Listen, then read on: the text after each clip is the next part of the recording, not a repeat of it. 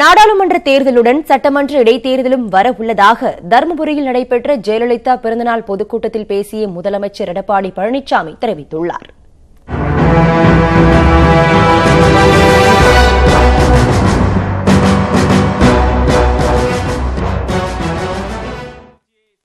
தருமபுரியில் ஜெயலலிதாவின் 71வது பிறந்தநாள் விழா பொதுக்கூட்டம் நடைபெற்றது. அந்த கூட்டத்தில் முதலமைச்சர் எடப்பாடி பழனிசாமி கலந்து கொண்டு பேசினார். அப்போது பேசிய அவர், நாடாளுமன்ற தேர்தல் நடைபெறும் பொழுது தருமபுரி மாவட்டத்தில் காலியாக உள்ள அரூர் மற்றும் பாப்பிரெட்டிப்பட்டி தொகுதிகளுக்கும் இடைத்தேர்தல் நடைபெறும் என்றும் கூறினார். நாடாளுமன்ற தேர்தல் வர இருக்கின்றன. ஏப்ரல் மாதத்திலே சட்டமன்ற இடைத்தேர்தல் அரூருக்கும் பாப்பிரெட்டிப்பட்டிக்கு வருது. அப்படி பாப்பிரெட்டிப்பட்டியிலும் அரூரிலையும் அனைத்து இந்திய அண்ணா திராவிட முன்னேற்ற கழகத்தின் வேட்பாளர் இரட்டை இலட்சணத்திலே போட்டியிடுவார்.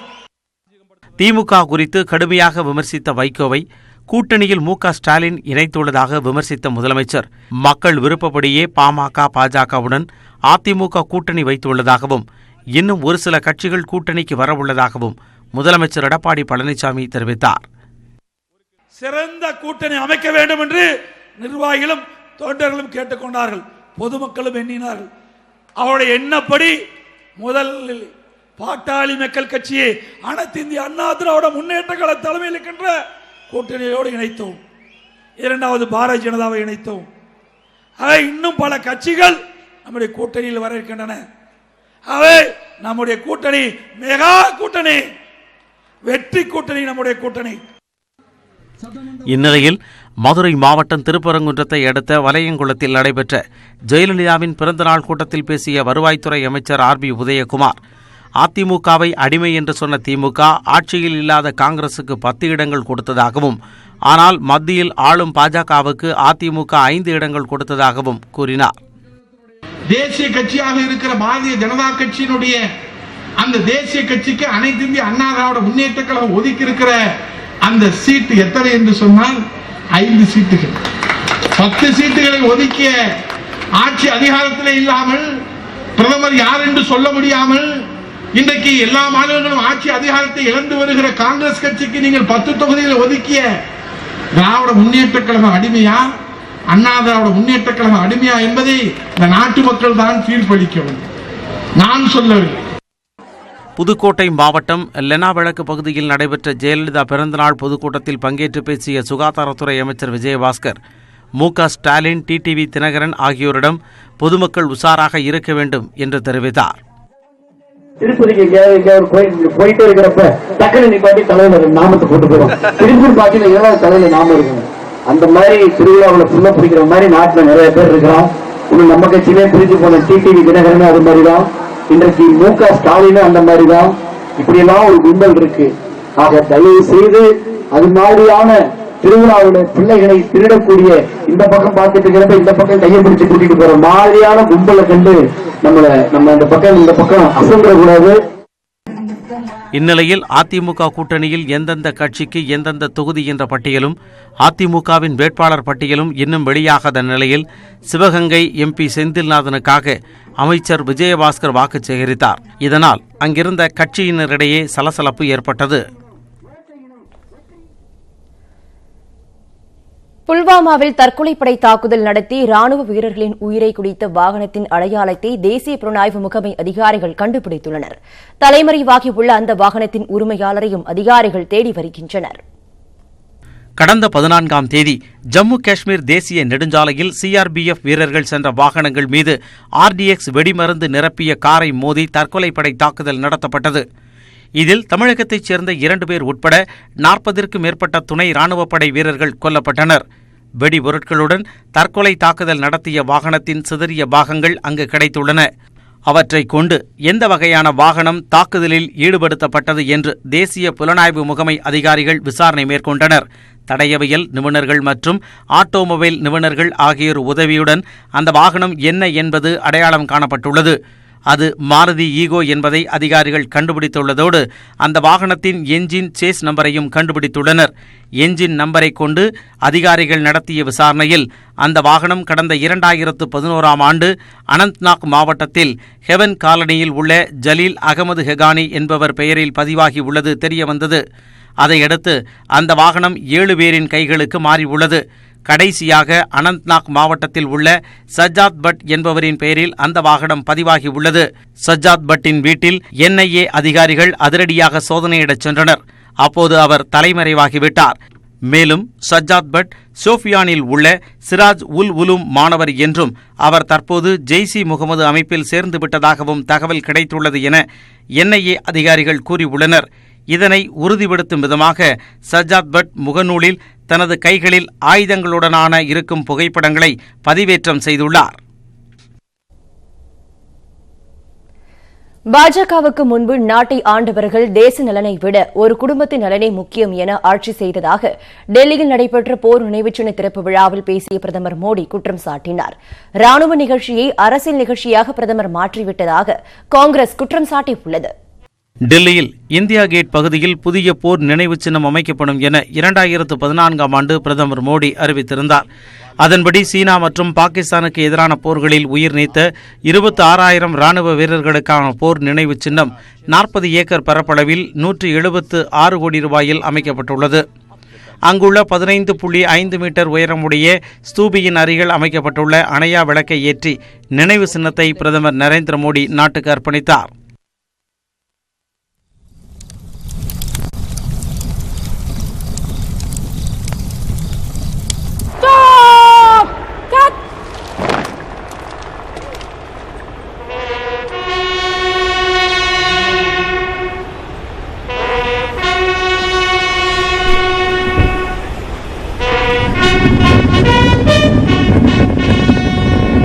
வீர சக்கரம், அமர சக்கரம், தியாக சக்கரம் மற்றும் பாதுகாப்பு சக்கரம் என 4 சக்கரங்கள் அடங்கிய சக்கர வியூக வடிவில் போர் நினைவு சின்னம் அமைக்கப்பட்டுள்ளது. வீரதீர செயலுக்காக பரம்வீர் சக்ரா விருது பெற்ற 21 ராணுவ வீரர்களின் சிலைகளும் அங்கு இடம்பெற்றுள்ளன. நாடு சுதந்திரம் பெற்ற பிறகு நடைபெற்ற போர்களில் உயிர் நீத்த 25,972 ராணுவ வீரர்களின் பெயர்கள் 16 சுவர்களில் எழுதப்பட்டுள்ளன. 6 முக்கிய போர்களை குறிக்கும் வகையில் 6 வெண்கல சுவர் சித்திரங்கள் வரையப்பட்டுள்ளன. இந்த நிகழ்ச்சியில் பேசிய பிரதமர், வீரர்களின் தியாகத்தால் உலகின் வல்லமைமிக்க ராணுவங்களில் ஒன்றாக இந்தியா விளங்குவதாகவும் பல சகாப்தங்கள் காத்திருப்பு முடிந்து நினைவு சின்னம் திறக்கப்படுவதாகவும் தெரிவித்தார். தங்கள் குடும்ப நலனே நாட்டு நலன் என கடந்த ஆட்சியாளர்கள் கருதியதாகவும் அவர் குற்றம் சாட்டினார். ரஃபேல் ஒப்பந்தத்தை வீழ்த்த நினைக்கும் எதிர்க்கட்சிகளின் முயற்சி பலிக்காது என கூறிய பிரதமர், விரைவில் ரஃபேல் விமானங்கள் இந்திய விமானப்படையில் சேர்க்கப்படும் என்றார். ராணுவத்தினருக்கான 3 சூப்பர் ஸ்பெஷாலிட்டி மருத்துவமனைகள் அமைக்கப்படவிருப்பதாக பிரதமர் மோடி அறிவித்தார். सुपर स्पेशलिटी अस्पताल बनाए जाएं। आज इस ऐतिहासिक अवसर पर मुझे आपको ये बताने का सौभाग्य मिला है कि एक नहीं बल्कि हम ऐसे 3 सुपर स्पेशलिटी अस्पताल बनाने जा रहे हैं. பிரதமரின் உரைக்கு பிறகு ஹெலிகாப்டர்கள் ரோஜா இதழ்களை நினைவு சின்னத்தின் மீது தூவின. வீரர்களின் மறைவை குறிக்கும் வகையில் மிஸ்ஸிங் மேன் வடிவில் விமானங்கள் பறந்தன.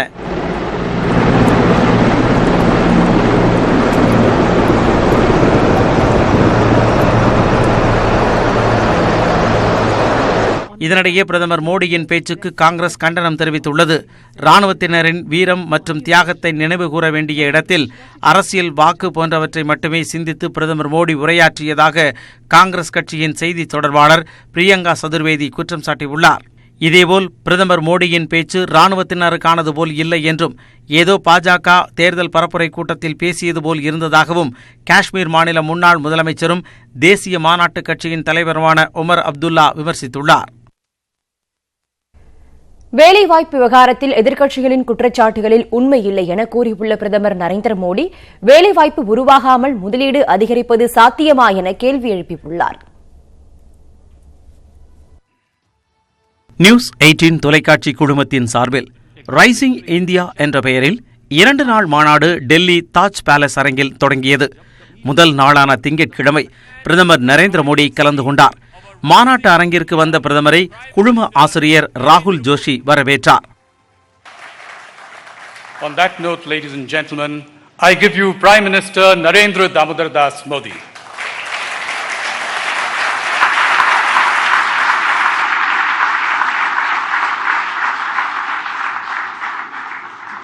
ராகுல் ஜோஷியின் வரவேற்புக்கு பின் பிரதமர் உரையாற்றினார். 5 ஆண்டுகால ஆட்சியில் அமல்படுத்தப்பட்ட திட்டங்கள் மற்றும் சீர்திருத்தங்களை பட்டியலிட்ட அவர் நாடு வளர்ச்சி பாதையில் சென்று கொண்டிருப்பதாக பெருமிதம் தெரிவித்தார். வேலைவாய்ப்பு விவகாரத்தில் எதிர்க்கட்சிகளின் கூற்றில் துளியும் உண்மையில்லை என கூறிய பிரதமர் வாகன போக்குவரத்து பெரும் வளர்ச்சியடைந்துள்ளதாக சுட்டிக்காட்டினார். 5 கோடி இளைஞர்கள் முத்ரா திட்டத்தின் கீழ் தொழில் தொடங்க வங்கிக் கடன் பெற்றுள்ளதாகவும் அந்நிய நேரடி முதலீடு முன்னெப்பொழுதும் இல்லாத அளவுக்கு வளர்ச்சியடைந்துள்ளதாக சுட்டிக்காட்டிய பிரதமர் வேலைவாய்ப்பு அதிகரிக்காமல் இவையெல்லாம் சாத்தியமில்லை என கூறினார். कर्नाटक सरकार हो सकता है जो मुझे नफरत करते हो उनको प्यार करते हो. कर्नाटक सरकार कहती है कि पिछले 5 साल में 53 लाख नौकरियां दी है. क्या ये संभव है कि पश्चिम बंगाल और कर्नाटक में नौकरियों के अवसर बन रहे हैं लेकिन भारत में नहीं बन रहे हैं? ஜன்தன் திட்டத்தை முதலில் எதிர்க்கட்சிகள் விமர்சித்ததாக கூறிய அவர் இத்திட்டத்தை செயல்படுத்தியதால் பயனாளிகளின் வங்கிக் கணக்கில் 6 லட்சம் கோடி ரூபாய் பல்வேறு திட்டங்களின் மூலம் நேரடியாக வரவு வைக்கப்பட்டுள்ளதாக கூறினார். இது மட்டுமன்றி விவசாய இடுபொருட்களுக்காக விவசாயிகளுக்கு 6000 ரூபாய் வங்கிக் கணக்கில் வரவு வைக்கும் திட்டம் எவ்வித முறைகேடுகளுக்கும் இடமின்றி செயல்படுத்தப்படும் என்றும் பிரதமர் நம்பிக்கை தெரிவித்தார். முதல் நாள் மாநாட்டில் மத்திய அமைச்சர்கள் ரவிசங்கர், பியூஷ் கோயல், சுரேஷ் பிரபு, மத்திய பிரதேச முதலமைச்சர் கமல்நாத், யோகா குரு பாபா ராம்தேவ், ஜக்கி வாசுதேவ் உள்ளிட்ட பலர் கலந்து கொண்டனர். இன்று 2ஆம் நாள் மாநாடு நடைபெற உள்ளது. 2ஆம் நாள் மாநாட்டை பாஜக தேசிய தலைவர் அமித்ஷா தொடங்கி வைக்க உள்ளார். இதில் அரசியல், விளையாட்டு மற்றும் சினிமா என பல்துறை பிரபலங்களும் கலந்து கொள்ள உள்ளனர். முதுமலை புலிகள் காப்பக வனப்பகுதியில் 3 நாட்களாக பற்றி எரிந்த காட்டுத்தீ 50 மணி நேர போராட்டத்திற்கு பின் அணைக்கப்பட்டுள்ளது. வனப்பகுதியில் தீ வைத்தவர்கள் யார் என தகவல் கொடுத்தால் 10,000 ரூபாய் சன்மானம் வழங்கப்படும் என வனத்துறை அறிவித்துள்ளது.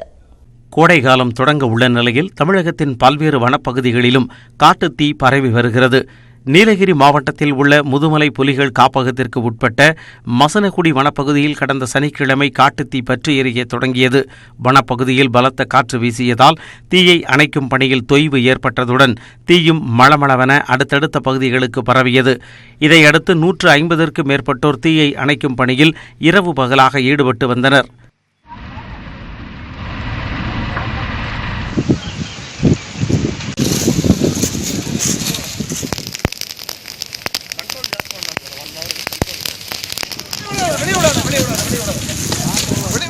இந்நிலையில் சுமார் 50 மணி நேர போராட்டத்திற்கு பிறகு மசினகுடி வனச்சரகத்தில் ஏற்பட்ட காட்டுத்தீ அணைக்கப்பட்டது. காட்டுத்தீயால் 100கணக்கான ஏக்கர் வனப்பகுதியில் இருந்த செடி கொடி மரங்கள் எரிந்து சாம்பலாகின.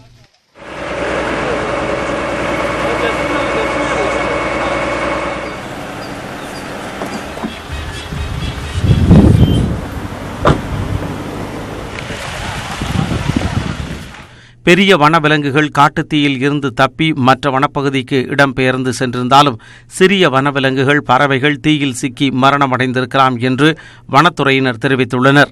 இந்நிலையில் மண்டிராயர் சாலையில் மசினகுடி ஜீப் ஓட்டுநர்கள் காட்டுத்தீயை அணைக்கும் பணியில் ஈடுபட்டிருந்த பொழுது சுமார் 10 அடி நீளம் கொண்ட மலைப்பாம்பு ஒன்று தீயில் சிக்கி உயிருக்கு போராடி கொண்டிருந்தது. அதனை கண்ட அவர்கள் பாம்பை பத்திரமாக பிடித்து அருகில் இருந்த வனப்பகுதியில் விட்டனர்.